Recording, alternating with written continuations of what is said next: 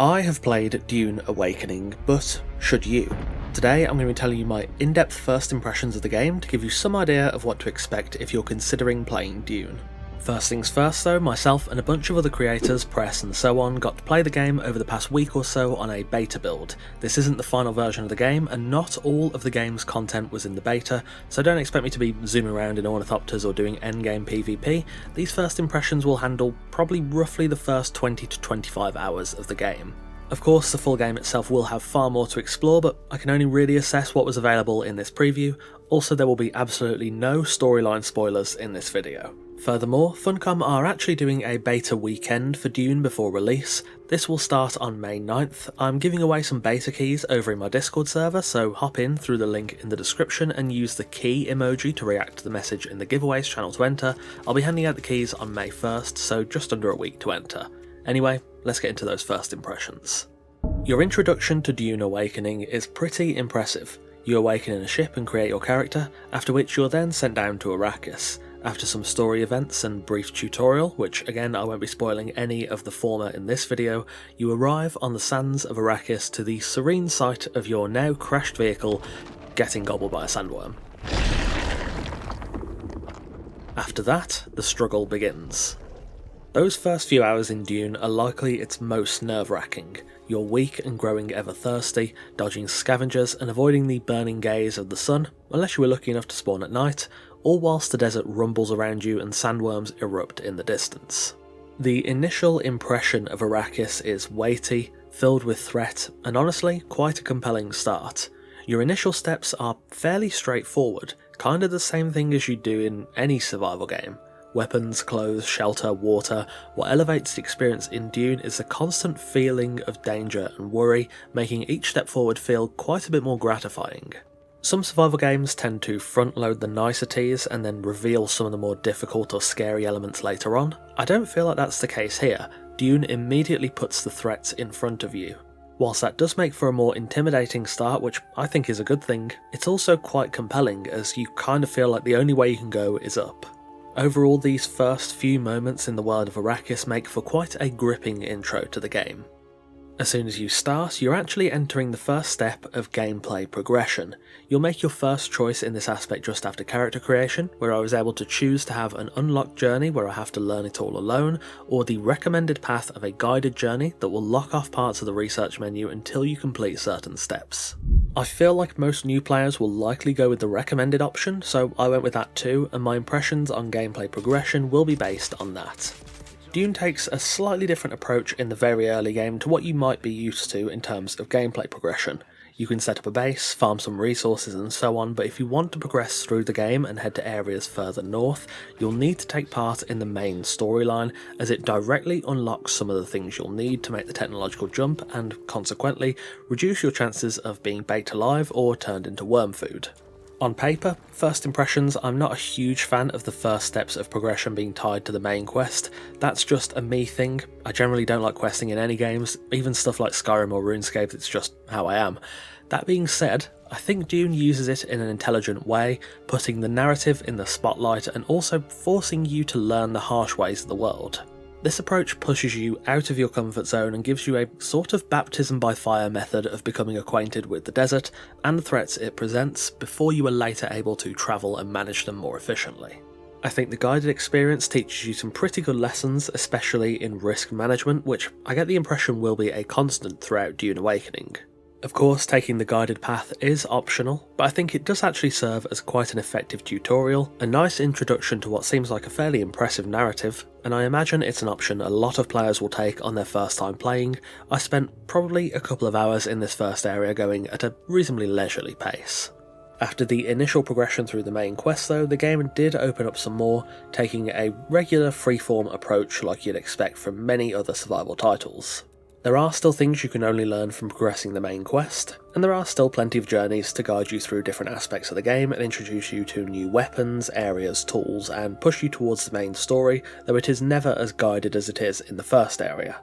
The narrative does seem like it will be a pretty present focus in the game, but you can certainly still enjoy the game without being hard-locked into the main quest. After the optional early game guidance, you can pretty much take things at your own pace, but there's also the aforementioned quest paths through the journey system to help guide you along the way, alongside smaller quests through the contract systems at trade posts, which are essentially sort of work for hire mini quests where you undertake one or a series of tasks for payment, be that in Solari coin or unique items. I actually quite enjoyed those contracts. Gameplay progression itself felt quite nice in these early stages. The recommended new player experience can be a bit heavy-handed if you just want to be able to go ahead and get stuck in, but that guided experience I think does teach you some valuable lessons that will help later on. Assuming progression continues in an open manner and allows you to either be guided or make your own way through the world, Dune seems to strike a nice balance thus far. Before we continue with the gameplay systems, I think it's probably worth talking about performance. My rig is decent but not spectacular, and to be fair could probably do with an upgrade. I'm running a 3060 Ryzen 7 3700X, 64GB of RAM, and I played the beta on an SSD. I pretty much threw all my settings on low at 1080p and averaged in the ballpark of 70 to 90 FPS most of the time. There were a few small frame drops here and there, no huge hitches or freezes, and there were some segments where it felt like the game ran really smoothly. I then put DLSS on and set it to balanced quality and began to average from 90 to 100, even up to 120 FPS in some indoor areas. There were maybe one or two instances where I did have a notable drop in frames due to something happening in-game. It was noticeable but not unplayable. I wasn't down to like 2 or 3 FPS or anything like that, and it did disappear fairly quickly. Bear in mind, of course, this isn't the final version of the game, so it wouldn't surprise me if it's polished up even more ahead of launch, especially with the recently announced delay, which I'll talk about a bit later.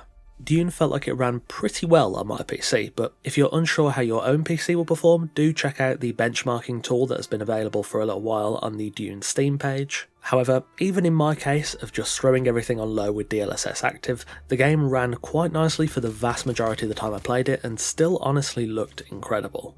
Combat is something that has received a lot of attention with people wanting to know more about how it plays out. I'm planning to do a dedicated video just about the combat experience, but I'll give my early first impressions here.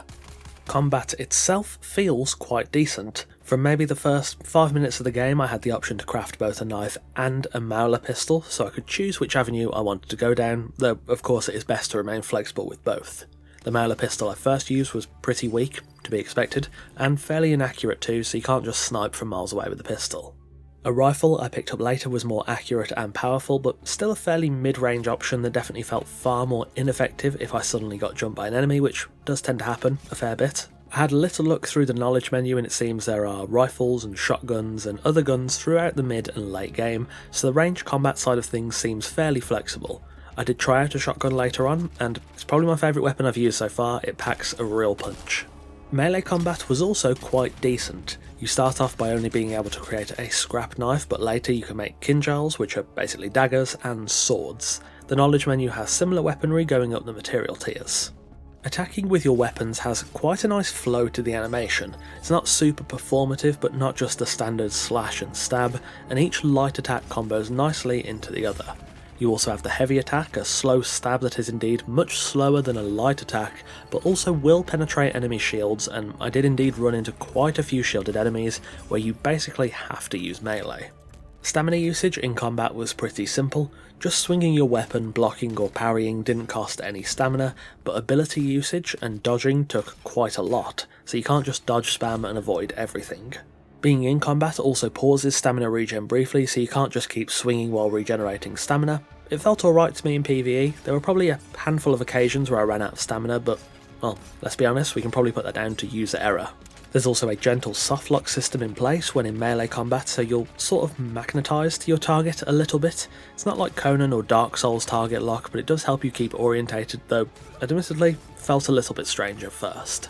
It did feel odd in group encounters, and it can be counteracted by movement, so whilst you can turn around and smack somebody behind you even though you're locked onto a different person, but it's also very possible to accidentally lunge past an enemy if you're not aiming for them properly. That happened to me more than once. You can also dash away from attacks and stuns, and in melee range you can parry enemies with a well-timed block which will incur a stagger, opening the opportunity for a well-placed heavy attack through a shield or just to do some extra damage. That being said, enemies were also able to parry me on occasion and cast heavy attacks to break through my shield. Dune Awakening also has a bunch of different abilities and skill sets, some of which will directly influence combat. I played Trooper, so I had access to an explosive grenade, an anti-gravity grenade, and an assault hunter seeker. It looks like the other skill trees will have access to various abilities like the Bene Gesserit voice, and melee skills like knee strikes or punches in the Swordmaster, and various other combat buffs and skills across multiple disciplines. The devs have said that every training school is available to be picked up by every player, so what you choose at the start is not a hard choice as such, seemingly just a starting block advantage. It seems like a good amount of variety, and from my experience in Dune, combat was generally quite enjoyable. I'd be interested to get my hands on some of the late game weapons like guns and swords, and I'd also be interested in learning some of the skills from the other trees and mixing them with some of my trooper abilities, but from the initial impressions based on the early repertoire, combat felt quite fluid, with a nice little learning curve, though I think new players will likely have to quickly acclimate to the way it works and feels, especially when fighting enemies with shields or groups of enemies. I think there's a lot to be said for how combat feels, which is a bit harder to convey through just a video and talking about it, but generally speaking I quite enjoyed Dune's combat. Survival in the world of Dune felt pretty intense at first. Water, shelter, resources, nothing came particularly easy. The game doesn't immediately hand you the keys to survival, but some of the early tutorials will certainly help to guide you. This isn't a super hardcore experience where you're just dumped unceremoniously and told to find your own way, unless of course you choose to be. As you progress onwards though, I found my focus shifting from survival to actually building up my base, farming resources, exploration, etc. That is, to me, a natural progression. Survival will most of the time get easier as you get deeper into almost any survival game. Dune certainly isn't like Scum or other hardcore survival games where you'll have to constantly worry about the minute survival aspects, but the huge obstacles of survival like the sun, the sandstorm, water and the sandworm will get a little easier to handle, but will never be completely removed as something to worry about. On the topic of water, that part of survival did get markedly easier to keep hold of in my playthrough, even with just a blood purifier and some blood bags. Given, I did make a concerted effort to keep on top of it, but it does get easier. However, water is also used in crafting. I had to use it later on to make iron bars, and if that trend continues, then water feels like it will be something you'll need to keep on top of, both for production and survival. That being said, thirst is a constant that is actually dangerous if not tended to. If you leave it alone, you'll become dehydrated and basically start to die, whereas if you actually satiate it and drink more than is just necessary to exist, you'll also get benefits to your stamina, so this is something you will want to engage with. The water mechanic in general was especially present throughout my time playing, to the point where I found myself needing to gear correctly to mitigate and satiate thirst. Fortunately, I wore the still suits a lot and they go a good way toward helping with that. In the first few hours, survival in Dune did initially feel like a real fight to stay alive and on top of my needs. The mechanics are right in the forefront in the first hour or two, and though they do ease up, some of the obstacles to survival will never go away. Dune doesn't offer a hardcore survival experience, and it does feel like at some point survival will take second order to ensuring prosperity, but in the early game, Dune Awakening does a fairly good job of introducing tough survival circumstances, teaching lessons with them, and then smoothly transitioning into the middle stages of the game, with the big threats remaining ever present. Exploration is a huge part of Dune, and I must say it felt surprisingly rewarding. There's a lot of games where exploration basically boils down to touring nice looking areas, but not this one. While there certainly are nice looking areas, Dune actually made exploration feel rewarding. In the early game, some of the more scarce resources you need are tucked away in POIs, so you're encouraged to branch out and find the stuff you need to craft items and get out of the starting area. This especially shines when it comes to the rare resources used for crafting gear and vehicles, coming from ecolabs or crashed ships, which are kind of this game's equivalent to dungeons. These pretty much seem to be exclusively dropped from these dungeons, so you're very much encouraged to get out there, cross the sands and explore these POIs, and the reward is an actual tangible benefit. Not to mention some of the other stuff you'll find, like resources for survival tech or unique crafting schematics. The mechanics of exploring itself are also quite plentiful. You can move on foot or in a vehicle, but you're not just slow and trudging if you don't have a vehicle. In fact, there are times when I felt more agile without one. There's a few class abilities that really help out in that aspect. I played Trooper, so I had the Shiga Claw, a grappling hook that lets me traverse the world smoothly, also allowing me to climb enormous rocks with ease. There's also just the basic climbing skill of course, and later on I got some other tech that really helped out with vertical manoeuvrability. Other skill trees also seem to have some locomotion abilities, like the Bene Gesserit sprint ability. I've not tried that myself, but it seems like it'd be great for covering a lot of ground very quickly.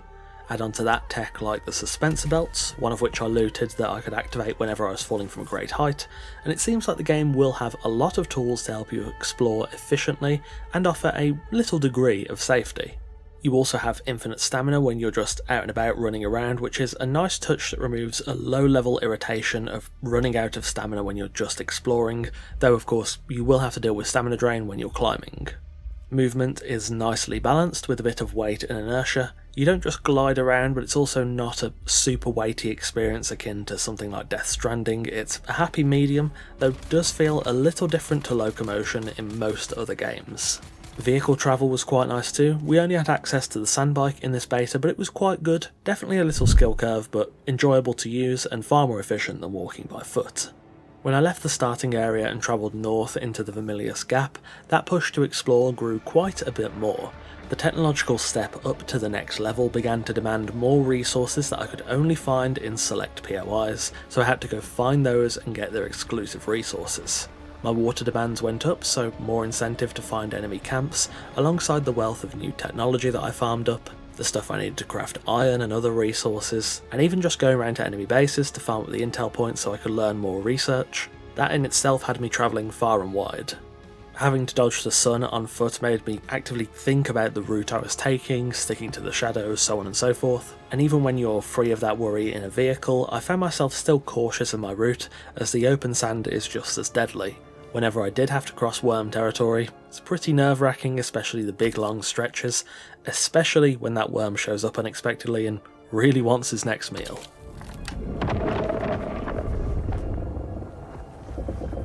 All the various aspects of survival, like having enough water, fuel for your bike, avoiding the sun and dealing with the worm, all culminate to make exploration feel like an active process, not just a necessary trudge to get from point A to point B. There's a big risk factor in long distance exploration, and dying to a worm especially results in a big loss as all your carried gear is gone. However, the relief of making it to the rock island just in time or narrowly avoiding the worm was a genuinely enjoyable part of the game for me, especially those first few close calls. In general, I found early game exploration to actually be worthwhile and rewarding. You won't just find nice things to look at, but important resources and rewards you'll actually want to go out and find. Moving on to building, the system is familiar in Dune, but is a little different. If you're coming from Conan Exiles, Dune's system is a bit slower, but will also allow you to plan ahead of time and give you a better idea of what your resource targets are. In the beta we got to use two different building sets, which are the Chome sets, which are sort of your early to mid-game build styles, not tied to any faction or anything like that. The building experience itself definitely took a little getting used to. I am admittedly far too well acquainted with the Conan Exiles system. I can build pretty fast in that game, but Dune forced me to slow down a little, take it step by step, but also allowed me to really consider where I wanted things. I think the building system will be mostly familiar, but still slightly different to what you're used to, but it has a lot of flexibility and a great ability to pre-plan, which I think will ease the learning curve of building, as you can basically lay out the whole base in a blueprint and then fill it in as and when you have the resources, which I think is quite a good system. Overall, I think building is likely going to be fairly good. That's how it felt to me in the beta anyway. A little slower than some other titles at first, but with incredible pre-planning flexibility. I'll be diving into the building system in its own dedicated video here soon, explaining all the ins and outs and how I felt about it in the fine details, so make sure you subscribe so you don't miss it. So, let's take it right back to what I said earlier. I've played Dune Awakening, but should you? Based on the early game, I think most survival fans are going to have something to chew on. The game starts off simple enough, but quickly moves things along and pushes you deeper into the game where your capabilities and also your needs expand. It seems the actual story is placed in quite a prominent position, which will be great for people that want to experience the actual Dune lore and delve into the alternative timeline story of the game. I will say what I played did seem to lean very, very heavily into PvE. I spotted one or two PvP areas, the most notable of which was a shipwreck in the Vermilius Gap, but the early game is seemingly very much built upon moving past basic survival and into the early degree of building yourself up. The devs have told us a fair bit about deep desert PvP, which I guess is sort of the PvP endgame, so if you're hoping to jump in and immediately start playing bare bones PvP, this might not scratch that itch for you. The PvE experience, however, was quite enjoyable, with the Eco Lab in the starting area being a great example. That dungeon was packed with storytelling and varied combat encounters in a really creepy setting with some interesting and worthwhile rewards. I definitely felt like enemies got a bit more varied and difficult as I moved into the Vermilius Gap, which was the second area. I hope that trend continues into the later stages of the game. Again, they certainly did transition in capabilities and challenge between the first and the second area, so I hope that Dune continues to ramp up the challenge as the player becomes inevitably stronger. Exploration and survival play out nicely. Gameplay progression seems fairly self-driven, but with an option to take a more guided approach and follow the journey, contracts and so on. Building is also quite good, though I have a feeling it won't be as ubiquitous and involved as something like Conan Exiles. Then again, there will be DLCs and we know there are already multiple building sets, so building itself could end up being quite popular, especially as you'll be able to give or sell build blueprints to other players. I'm actually really excited to see how that plays out. The late and end game is, for now, still unclear. In the creator beta, we couldn't progress into the later game areas, nor could we tackle the deep desert PvP or the political PvE endgame, so I can't speak to those unfortunately. That is something that will remain to be seen. From what I've played thus far though, Dune feels pretty fun. I've made it no secret that just based on initial vibes, I'm not really a sci-fi guy. I'm much more inclined towards fantasy like Conan, but Dune honestly really grabbed me with its gameplay, more than I expected. I played actually quite a lot of it during the creator beta and did genuinely have a good time. I've always liked survival games in general, and from what I played here there's a good amount of rather competent gameplay to be had in the early to mid game. I think it is going to be something worth trying out for survival fans, but if you're unsure, check out the beta starting on May 9th. Don't forget too, Dune recently got a short delay, so instead of releasing on May 20th as previously slated, it will release on June 10th with the pre-order head start bonus starting on June 5th. That's right, Dune in June is coming soon. I'll have some more Dune videos coming up, covering some other topics in a more in-depth and dedicated fashion, namely combat and the building system. Again, make sure you subscribe so you don't miss those videos, alongside coverage of both Conan Exiles and Dune Awakening as a release gets even closer for the latter. Anyway, that will about wrap us up for today. Thanks for watching and a massive thanks to our wonderful, esteemed coffee cultists for continuing to support the channel over on Patreon. If you want to support the channel here on YouTube and get some exclusive perks, take a look at the new channel memberships available by clicking join just below this video. Take care, and I'll see you soon.